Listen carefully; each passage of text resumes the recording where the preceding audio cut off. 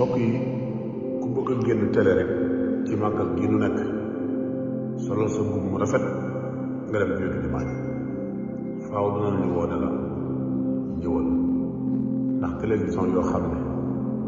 fayu ñu dara ngir diffuser màggal gi te ñoom fayu nañ ngir diffuser ay produits ci màggal gi am na ci yoo xam ne sax bare bi ñu nekk dañ leen ko abal dalal leen di leen jox lekk di leen sax bare bi ñu nekk dañ leen ko abal dalal leen di leen jox lekk di leen jox naan te ñoom dañuy wut sa xaalis télévision yu bari tey ci réew mi nekk fii ci Touba mbaa lu bëgg fee ñëw suñ amutoon benn publicité yootu fu mën a dana diffuser kon ñoom dañoo waroon a fay pour diffuser màggalu Touba amul benn tournoi basket sax boo xam ne da nga ko diffuser te fayoo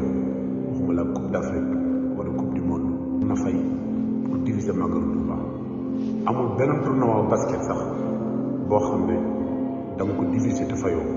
waxuma la coupe d'Afrique wala coupe du monde wala Ligue des champions